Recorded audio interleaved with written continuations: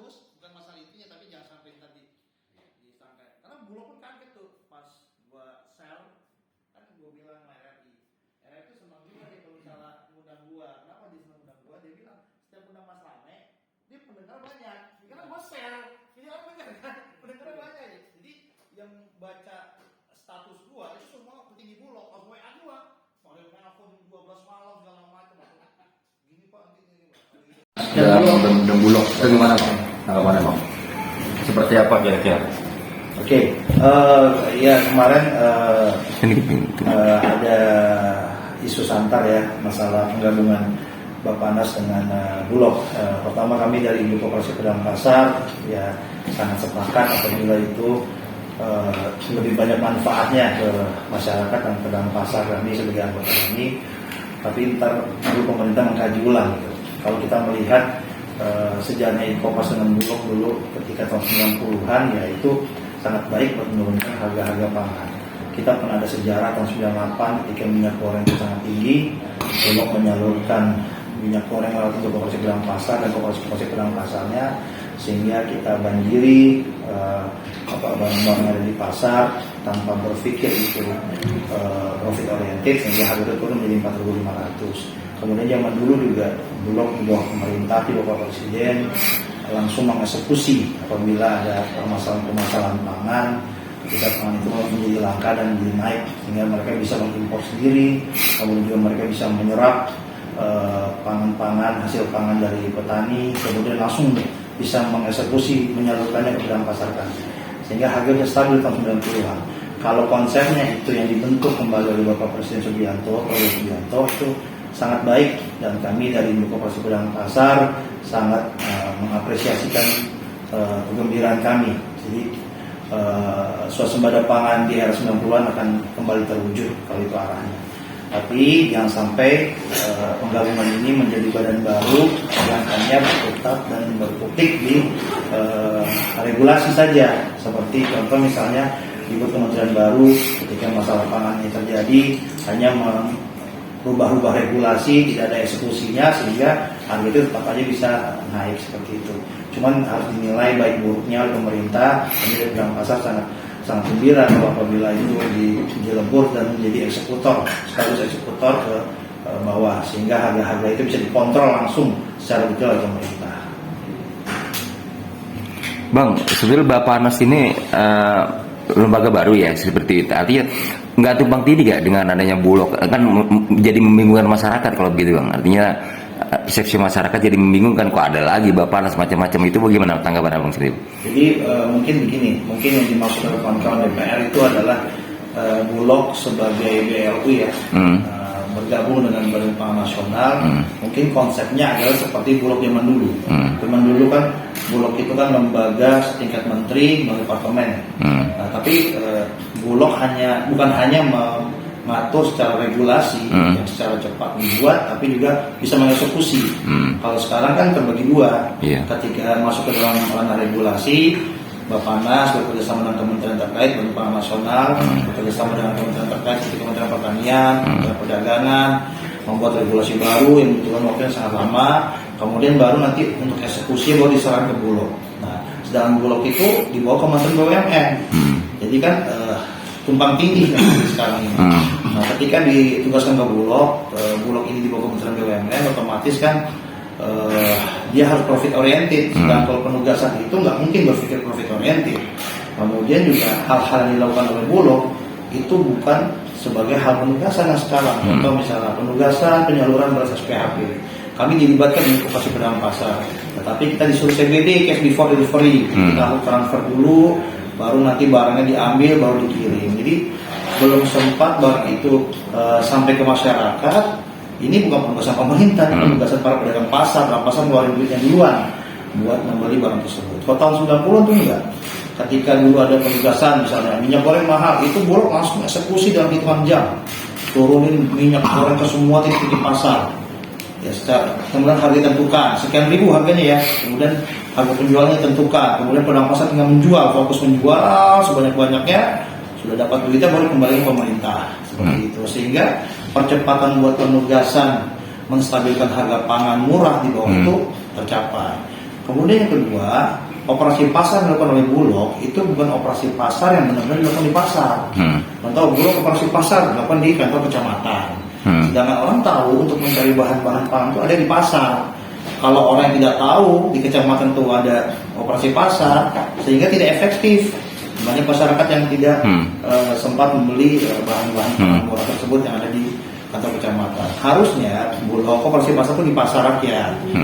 Ya tahun 90-an dulu kan langsung diturunkan, di drop semua barang-barang pangan itu untuk pasar-pasar rakyat masuk, sehingga pedagang pasar menjualnya secara masif, sehingga masyarakat bisa menikmati pangan-pangan murah sesuai dengan instruksi presiden atau instruksi pemerintah. Seperti itu. Artinya peran Bulog ini udah mengikis ya Bang, bukan jadi akan digabungkan itu ya? Nggak, perannya Bulog sejauh ini kayaknya udah nggak terlalu signifikan ya, makanya digabung dengan Bappenas itu ya? Jadi ketika terjadi krisis moneter tahun 97-98, kita ada letter of intent dari IMF ketika ini. Kalau Bulog itu sebagai badan pangan di waktu itu jangan terlalu superpower. Nah, sehingga dilemahkanlah kekuatan Bulog di waktu itu untuk menyalurkan pangan dengan harga yang ditentukan oleh pemerintah. Sehingga tahun 2003 Bulog menjadi BLU, menjadi BUMN yang berpikir profit oriented, sehingga Bulog bisa bersaing dengan perusahaan-perusahaan lain ya untuk memasarkan semua bahan-bahan pangan. Nah, ketika itu terjadi, kita setengah kaki kita menjadi negara liberalis, dia bebas menjual harga pangan sesuai dengan kemauan mereka. Nah, itulah nanti akan muncul kartelisasi. Nah, semenjak munculnya itulah harga pangan tak terkendali. Gitu. Makanya dari tahun 2003 sampai sekarang harga pangan itu mengikuti harga pasar.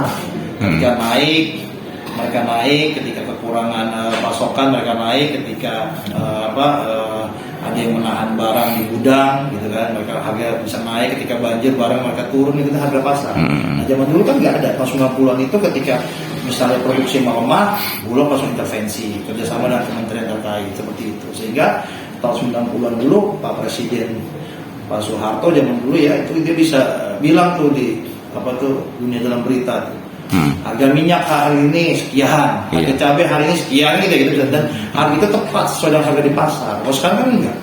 Misalnya harga minyak nggak berani sebut harga kalau sekarang, nah, menggunakan kata-kata HET, harga eceran tertinggi seperti itu. Berarti kan harga itu berfluktuatif di sekitar itu, gitu. Bahkan sekarang diubah menjadi harga acuan tertinggi. Nah, itu yang membedakan. Kan dari isu ini Bang akan berkembang jadi katanya akan dibentuk ke Kementerian Pangan. Itu menurut Abang sendiri bagaimana? Perlu nggak ya seperti itu? Kalau dikembalikan itu ke pemerintah, Bulognya menjadi Kementerian Pangan atau kementerian apapun itu, yang penting dia selain membuat regulasi harus menjadi eksekutor juga, seperti Bulog zaman dulu. Mau kementerian kek, mau lembaga, departemen kek, nanti di bawah presiden ketika presiden penugasan dia tidak berpikir lagi masalah bisnisnya. Kalau sekarang nih presiden minta harga beras sekian, dia berpikir, waduh, kalau kita jual sekian kita tekor nih gimana? Dalam pasar suruh bayar duluan deh ya. Kan gitu akhirnya kan jadi bukan penugasan, tetapnya berbisnis biasa. Kan seperti itu. Harusnya kalau penugasan ketika pemerintah menugaskan harga 8.000, udah nggak usah pikir panjang. Gimana ceritanya besok pagi turun di bawah tuh harga beras 8.000, seperti tahun 90-an dulu. Nah, jadi bukan hanya regulasi nanti kementerian akan dibentuk itu, tapi harus menjadi eksekutor juga. Iya. Sebelum perlu gak sih Bang? Soalnya udah ada Menko urusan pangan yang di Julasi itu, Kan tiba-tiba muncul lagi Kementerian Pangan ya kan? Kementerian itu semua regulator semua. Iya, artinya kalau kita bicara Bulog mau digabung sama Bappenas, kalau dia menjadi regulator lagi ya itu sama aja nambahin orang yang di atas meja aja. Iya. Tapi nggak ada eksekutornya, kan seperti itu. efek itu gak? Enggak Pak, artinya kan sekarang banyak banget kementerian sampai seperti Kementerian Agama, ada lagi urusan haji ya kan, seperti itu. Itu menurut Abang emang perlu gak sih sebelah ada pangan lagi atau hal yang pertanian kan udah cukup sebetulnya Kementerian Pertanian aja. Intinya gini, semua kementerian dibentuk sekarang itu kan semuanya regulator. Nah intinya kalau Bulog digabungkan dengan Bappenas itu jangan hanya menangani regulator. Dia atau misal tidak perlu digabungkan lah, tetap namanya pakai Bulog. Tapi seperti zaman dulu ibu presiden, dia regulator sekaligus eksekutor. Nah itu nggak ada. Kementerian mana sekarang eksekutor? Nggak ada. Semuanya hanya regulasi. Semua diserahkan ke pasar, kan gitu. Sehingga kalau semua kementerian hanya mengatur regulasi, muncullah namanya bisnis birokrasi kan gitu. Jadi itu yang bikin lama seperti itu. Nah, Jadi sekarang kalau misal Bulog itu ingin dilebur, jangan hanya mengatur di regulasinya, tapi eksekutor juga. Ketika misal lapangan kita Betul. lagi naik, ya kementerian ditunjuk atau badan ditunjuk harus mengeksekusi langsung. Iya. Jangan dia bikin regulasi. Iya. Nanti harus begini ya, harga harus sekian ya. Percuma, karena kan kalau dilepas ke pasar kembali nanti tetap aja pasar akan Iya. bergerak sesuai dengan keinginan pasar seperti itu. Kalau daerah dulu bisa jadi eksekutor juga bang ya? Oh, iya. misalnya gini, minyak goreng lagi naik, Bulog langsung hari itu juga Iya. minyak goreng. Entah barang dari mana Iya. turun semua. Iya. Kedelai yang nggak ada Iya. turun barang itu dari mana. Dan Bulog punya hak untuk mengimpor sendiri, tapi Iya. ini sebagai badan juga. Gitu. Itu kenapa bang sekarang bisa nggak bisa jadi eksekutor lagi paling nggak Jadi pergerakannya? seperti saya bilang tahun 98 dulu IMF mengirim batas fintech ke Indonesia. Jadi isinya adalah supaya kekuatan Bulog nggak boleh seperti itu lagi. Jadi Bulog kalau mau berbisnis, berbisnis kayak orang biasa aja lah, perang gitu bisnisnya, nggak usah ada penugasan, barang murah, kemudian monopoli dari importasi barang gitu. Nah itulah yang akhirnya Bulog seperti perusahaan lainnya di BUMN atau seperti perusahaan-perusahaan swasta lainnya, dia bertarung dengan perusahaan swasta lainnya. Nah itu yang bikin tidak bisa terkontrol masalah harga pangannya seperti itu.